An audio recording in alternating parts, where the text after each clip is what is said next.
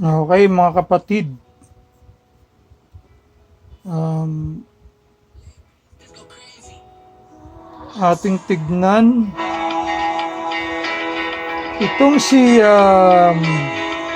may post si Shane ng Iloilo. Taga saglit.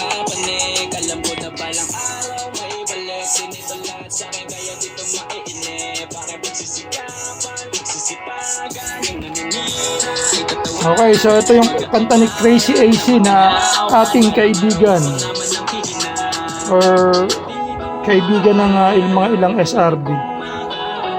Napakabait na bata, lagi ako mini-message niya at kinakamusta.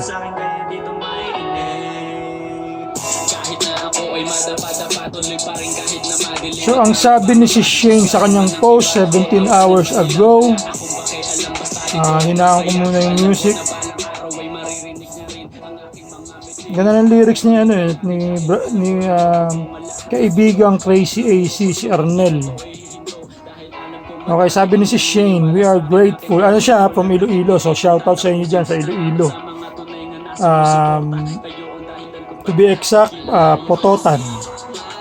Kung saan meron akong meron akong best friend dito. Close family sa akin sila. Mga Robles. Si Tito Alex Robles ang pangalan niya. Tapos yung asawa niya si Tita Elsie Vencer Robles. Ang best friend ko yung panganay na anak nila si Robert Vencer Robles. Tapos yung kapatid niya si Paulette tsaka si Gerard. Okay, so sabi ni si Shane is we are grateful to the leadership of SRB Incorporated for the trust and belief that we have done and continue to do. Why we deserve to be given this award from our chapter, Beta Tau Pototan Community Chapter, IPC, is sincerely grateful and we promise to continue what we started as a valiant Saraba Warriors. Wow, parang yung nasa name ko. Sa gilid, meron nang nakaparenthesis sa akin, si Prince Valiant is a movie and cartoon character. Kasi ginaya ng mama ko yung buhok ko sa kanya, kaya sabi ng mama ko, yung buhok mo kasi dati anak, kaya hindi kita pinakalbo. Kasi yung buhok mo parang buhok ni Prince Valiant. Kaya makikita nyo sa account ko, pag binisit nyo yung wall ko, may nakaparenthesis na Prince Valiant. Ang ganda ng cartoons nun, tsaka yung movie nun. Okay, so as Valiant Saraba Warrior, sabi niya.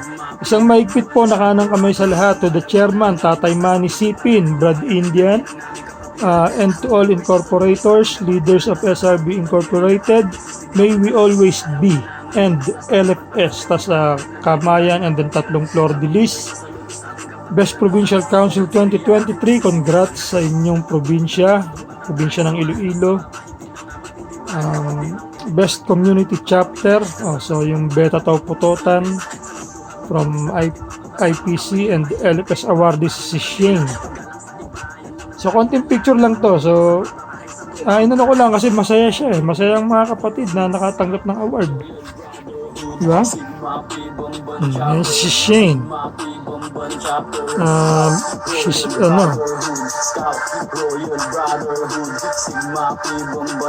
siguro talagang unexpected. Syempre hindi natin talaga ina-expect na ma-awardan tayo, no? Pero ang sarap pagka na-awardan ka ng surprise, di ba? Basta kilos lang tayo ng kilos. Hindi natin alam, may mga nakakapansin yan, mga kapatid. So with award or without award, walang mali sa ating ginagawa. Ang ating ginagawa ay tama. So yun ang pinaka-reward nun, yung sa taas, sa langit ang reward, sa Diyos. So very rewarding yan, very fulfilling yung mga service na ginagawa natin. So dalawa sila. Sino ba tong isa? John G. Negulo. Ayun, si Utol John G. At si Shane. Kita nyo naman yung ngiti nila kasi nga para kang nanalo ng, kumbaga sa movie, nanalo ka ng Best Supporting Actor. Diba? Siyempre, ang saya mo. Dahil nagpakahirap ka bilang aktor, diba? And then, nakakatanggap ka ng award. So, ito po sila. Ganda ng tarpaulin, ano? Si Brad Bernil ba gumagawa niyan? So, yung isang ano natin, na ano siya, no? Person with PWD ang ating kapatid. Pero active, kita nyo naman. Ay, mga nakahanga-hanga. Diba? Nakita nyo talagang iba talaga ang hatak ng ating kapatiran. Kapag ka naisa puso mo talaga kahit anong pagsubok. Sakto sa kakapost ko lang kanina, bat-batman ng suliranin at pagsubok ay magiging ayos lang ako dahil ako'y saraba yung post ko. So yan, hanga ako sa'yo kapatid.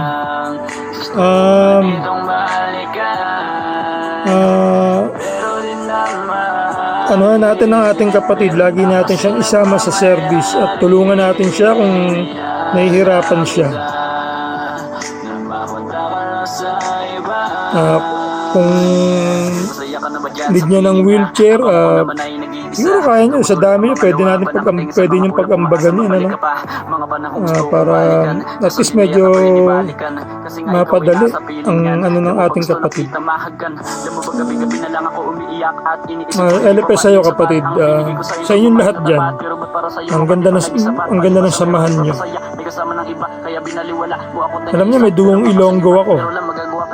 Hindi nga lang ako marunong magsalita, pero it's in the blood.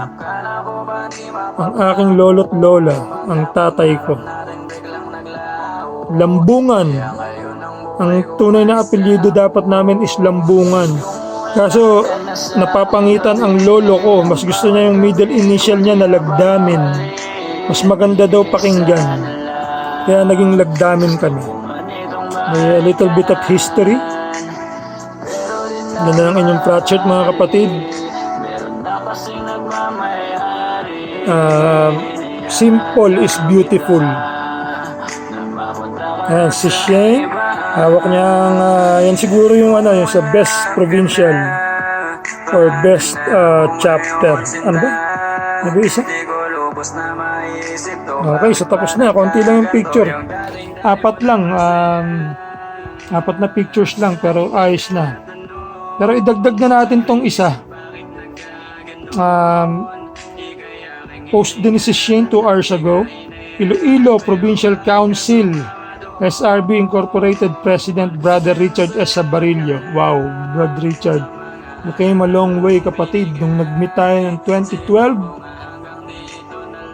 ba or 2013?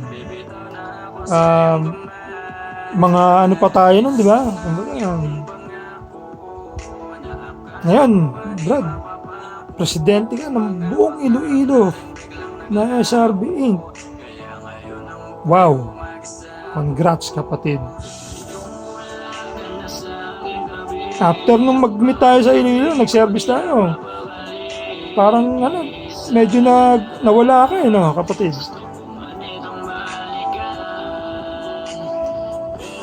Nawala pero may ginagawa pala na improvement sa sarili. So ayan, ngayon ang ating kapatid ay siyempre kailangan na lagi tayong gagalaw para sa improvement ng ating sarili at para sa kapatiran. So Brad Richard, I wish you good luck and I pray na bigyan ka ng sapat na kaalaman, kakayahan para magampanan mo ang iyong posisyon, kapatid. Okay, so visited Beta Tau Pototan Community Chapter with our GC brother Junji Palek Negulo. Also, ito yung isa pang nakatanggap ng LFS sa picture sa post ni Sis Shane. Feeling amazed the livelihood project of the chapter with the full support of Brother Miguel Paulo. Si Utol Miguel, malapit na kami magkita niyan. Ang kapatid na yan, nag-offer na ako na magkita kami pero hindi pa siya nasagot. So, I'm waiting lang. Kasi malapit lang siya sa akin. 20 minutes or less or little more. Willing ako pumunta, bisitahin ng mga kapatid, lalo kung alam kong kaisa natin sa SRB Incorporated. Bukod sa SRB na tayo, is SRB Inc. pa tayo. We support ang isang maayos na gobyerno. Yun ang pinakamaganda. Ang magkaroon tayo ng gobyernong nagsisilbi sa atin para ma-improve ang mga SRB. Doon ako nagpapasalamat sa COE at sa SRB Inc. Talagang nag-i-improve ang tao pagka may support. And then after ng support, pwede na siyang gumala. Kailangan matuto rin tayo, di ba? Hindi tayo pwedeng palaasa na habang panahon tayo mga at least twice, thrice susuportahan tayo, gagabayan tayo. Kailangan yung training sa atin is sa puso natin para susunod kaya na natin, di ba? Matutuwa yung gumabay sa atin kung tayo ay kaya nang tumayo sa sarili, and then nakatingin na lang sila sa atin na kumbaga imo-monitor na lang tayo paminsan-minsan, di ba? Para kung halimbawa meron tayong mali-maling sasabihin sa atin. Maganda yung gano'n, yung may nagbabantay sa atin. Nakabantay, hindi para tayo ay alilain, kundi para tayo ay makitang nasa tama ang ating ginagawa. So, may freedom, di ba? May freedom doon. Okay, ito sila. Yan. So, yan, manukan. Hindi. Oo nga, manok. Ayan, manukan nga. Yan sila. Ito lang. Si Utol Richard sa Barillo. Ito, pabo to. Pabo. Nagsasabong din yan, yung mga pabo. Nakita ko yun sa Bohol, sa bahay ng Brad. May mga alaga sa pabo, nagsasabong. Ayan, nag-send sa akin ng message si Arnel, si Crazy AC. Marami siyang kanta. Sabi ko nga, niya sa YouTube wag lang sa Facebook Kasi ang YouTube para talaga sa mga musicians yan. Ang Facebook, marami dyan, mga kalokohan ang gusto. Pero sa YouTube, talagang mga solid mga music lovers or mga learners, mga gusto mag-aral. Kasi dyan ako natuto sa Facebook. Nag-aral ako ng math, ng history, American history, science. Sa science ako hirap kasi talagang hindi ako ganun ka-interesado sa science. Pero ang paborito ko is math at saka history lalo. Ang pinakamataas kong grade sa test, history and then math. Tas literature. Sa science ako bagsak ng 1 point pero kinonsider ng adult learning na yung mga bumagsak pero kunyari 75 ang passing di ba? Nakuha ko 74. Kinonsider nila na yung ima-minus 5 nila. So nakapasok ako. Nakagraduate ako ng high school.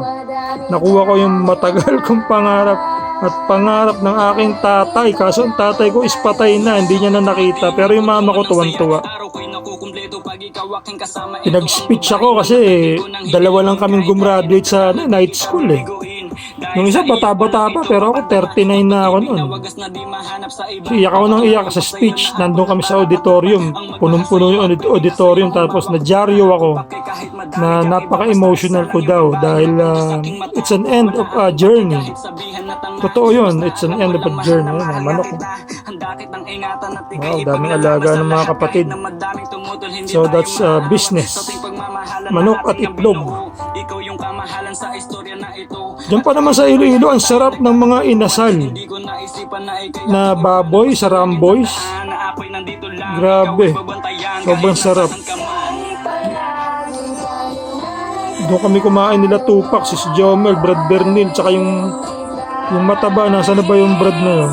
Beta Tau na mataba na inarbura ni Sis Jomel ng Beta Tau jacket. Talagang inano siya ni Sis Jomel eh, kasi gustong gusto ni Sis Jomel yung jacket eh. Hindi siya tinantanan ni Sis Jomel. Siyempre, Reyna yan, tatantanan ka niya. Hindi ka tatantanan niya, Reyna yan. Reyna ng Beta Tau at Reyna ng SRB Incorporated. Yun ang symbol ni Sis Jomel. Wala siyang corona pero you know, yun ang tawag sa kanya ni Brad Indian. So, yun ang tawag namin sa kanya. Tawag nila Brad Jess. It's a respect. Hindi para mag-reyna-reynahan. Ginagawa niya ang trabaho niya bilang isa sa pinakamataas. Kaya reyna. Diba? Yung position niya. Hindi siya yung feeling reyna. Kumbaga na ang ganda ni si Shane na. Nagandaan ako dyan kasi Shane. So ito siguro SRB din ba isa? Naka-sweater.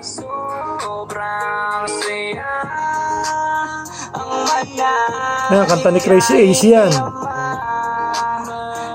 Pansin ko sa mga taga-Tarlac is very religious. Diba sa Concepcion may mga frat church sila ng mga kani-kanyang parang mga saint. Tapos si Brad Luke, evangelista. Si Ray, Brad Ray, tuwing umaga nagsishare siya ng mga Bible verse with audio. Yun ang mga gusto ko, lagi kong pinapakinggan yun. Tuwing mapapadaan sa akin yung kanyang post is maiksi lang naman. So mga kapatid, may matututunan pa kayo sa mga ganung post ni Utol Ray.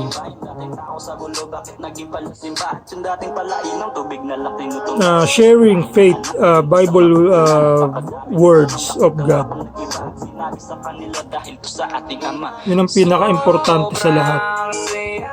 Ang ating faith, kung saan man ang ating faith. Pero syempre dapat sa tama. Sumunod tayo sa mga tamang kaaralan. Ito salamin. Para saan kaya? Oo, siguro gagawin ano yan, yung road sign. Siguro tatatakan ng SRB. Tapos nakalagay, do not cross, ganun, or danger. Yung turn is a tight turn, parang ganun. Ito aso, kala ko baboy eh. Aso, ay baboy nga. Hindi, baboy. Payat pa lang, ano. Kala, nalito ako kung aso o baboy. Kung baboy pala, pagpayat mo ng aso, no? Daming manok, oh. So, yun, okay na. So, tapos na po tayo.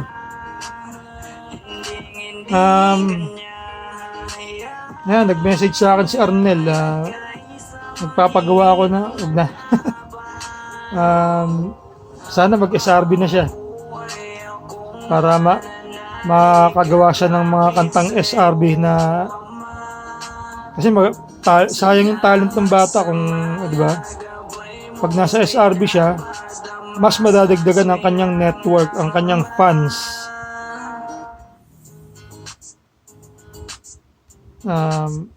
Shoutout po, Brad Bernil, Brad Kokoy, sa lahat dyan. Sa inyo, kala Lagaw-Lagaw, Nilito, sila Brad Blazer, Basta lahat kayo dyan, minsan yung pangalan hindi kagad na pumapasok sa isip ko. Pero alam niyo naman, kilala niyo kayo kung sino kayo mga kapatid. Paalam po. Brad Vlog Alpha Epsilon.